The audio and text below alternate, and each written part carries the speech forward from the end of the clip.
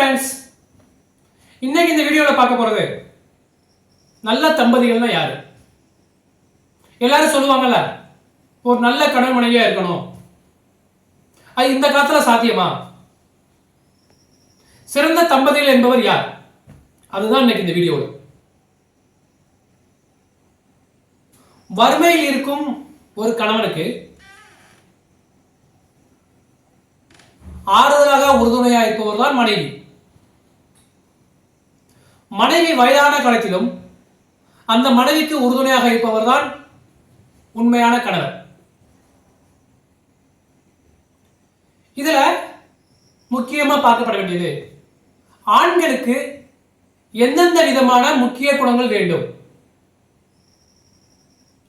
ஒரு மனைவியை விட ஒரு கணவனுக்கு என்னென்ன காரணங்கள் இருக்கலாம்? ஒன்று, வயது. கண்டிப்பா மனைவியை விட கணவன் 4 வயதோ 5 வயதோ கூடுதலாக கண்டிப்பா இருக்க வேண்டும். இரண்டாவதாக பார்த்தோம் அப்படின்னா பணம். அந்த பணம் கண்டிப்பா ஒரு மனைவி கிட்ட இருக்கிறத விட கண்டிப்பா கணவன்கிட்ட கூட இருக்கணும். ஏன்னா இது நிறைய இடங்கள்ல பிரச்சனையாவே உருவாகுது. மூன்றாவதா சொல்லணும் அப்படின்னா, ஒரு கணவன் மனைவியை விட அதிக அறிவாற்றல் உள்ளவனாக இருக்க வேண்டும். இது எங்கெல்லாம் குறையுதோ அந்த இடத்துல பிரச்சனை வர்றதுக்கான காரணங்கள் நிறைய உருவாகும். ஸோ ஒரு கணவன் மனைவியை விட இந்த 3 விஷயங்களை கண்டிப்பா கூடுதலா இருக்கணும். நம்பர் 1 அறிவு, 2வது பணம், 3வது வயது. இது 3ம் கண்டிப்பாக மனைவியை விட கணவன் கூடுதலாக இருக்க வேண்டும். சரி, இது பார்த்துட்டோம். மனைவி கணவனை விட 5 முக்கிய காரணங்களாக முன்னிலை வைக்க வேண்டும். அப்பனா தான் அந்த குடும்பம் மிக சிறப்பாக நகர்ந்து செல்லலாம். முதலாவதாக அன்பு. ஒரு மனைவி என்பவள் ஒரு கணவன் மீதும் ஒரு கணவன் குடும்பத்தார் மீதும் குழந்தைகள் மீதும் அதிக அன்பு கொண்டவராக இருக்க வேண்டும். ரெண்டாவதா பார்த்தோம்னா சுத்தம். அவங்களும் சுத்தமா இருக்கணும், அவங்க குடும்பத்தாரையும் சுத்தமா வச்சுக்கணும், ஹவுஸ் கீப்பிங் வீட்டையும் சுத்தமா வச்சுக்க இருக்கணும். ஸோ இப்படி ஒவ்வொரு விஷயங்களுமே ஒவ்வொரு இடத்துலையுமே சுத்தமா இருக்க பழகிக்கொள்ள வேண்டும். மூன்றாவதா பார்த்தோம்னா திட்டமிடுதல். எந்த ஒரு வெற்றிக்கு பின்னாடி கண்டிப்பா பின்னாடி ஒரு திட்டமிடுதல் இருக்கும். இப்போ வேர்ல்டு கப் நடந்துச்சுல, ஜெயிச்சாங்க. ஜெயிச்சது மட்டும்தான் அந்த பார்வைக்கு தெரியும். ஆனா பின்னாடி என்னென்ன பிளான் போட்டாங்க, எப்படி எக்ஸிக்யூட் பண்ணாங்க, எப்படி இம்ப்ளிமெண்ட் பண்ணி சக்சஸ் பண்ணாங்க, இப்படி இவ்வளவு விஷயங்கள் இருக்கு.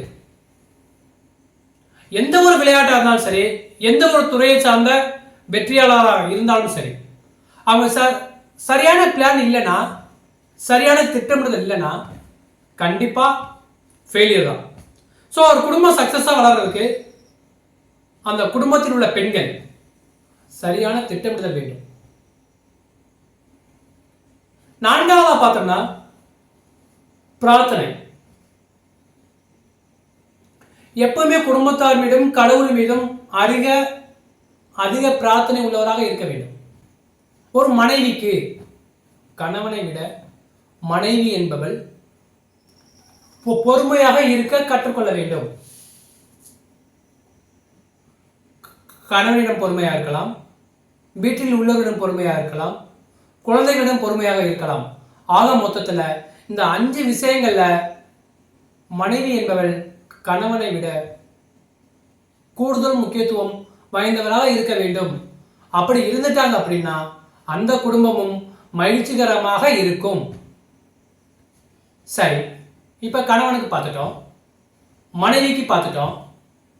ஸோ கணவன் மனைவி 2 பேரும் சேர்ந்து இருந்தா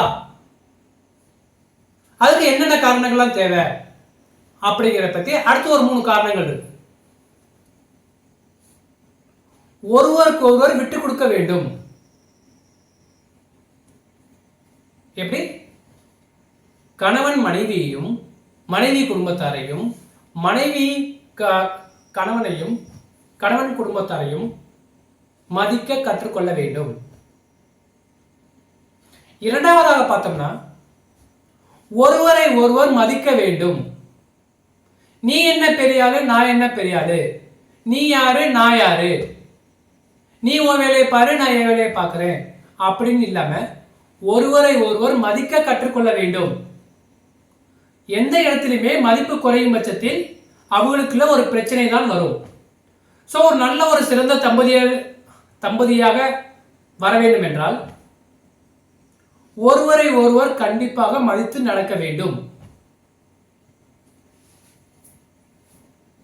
மூன்றாவதாக பார்த்தோம் அப்படின்னா சகிப்புத்தன்மை. இப்ப ஒருத்தர் மேல இருப்பாரு, ஒருத்தர் கீழே இருப்பாரு, இன்னொருத்தர் கீழே இருந்தா இன்னொருத்தர் மேல இருப்பாரு.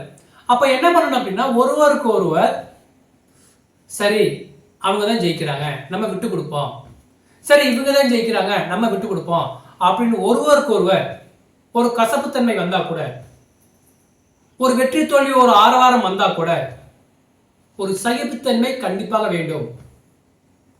ஸோ சிறந்த தம்பதியா வளர வேண்டும் என்றால் இந்த 3 விஷயங்களையும் கண்டிப்பா ஃபாலோ பண்ணா நம்மளும் இந்த வாழ்க்கையில் இந்த பிரபஞ்சத்தில் நல்ல ஒரு சிறந்த தம்பதியராக வரலாம் அப்படிங்கிறது தான் இந்த வீடியோட கருத்து. ஸோ இந்த வீடியோ உங்களுக்கு பிடிச்சிருக்குன்னு நம்புறேன். கண்டிப்பா உங்க வாழ்க்கையில இது நடக்கும். பிரச்சனைகள் இருந்தா இது மாதிரி மாத்திக்க பழகுங்க. மாத்திக்க பழகிட்டு அப்படின்னா நம்மளுடைய வாழ்க்கையும் பிரகாசமாக இருக்கும்.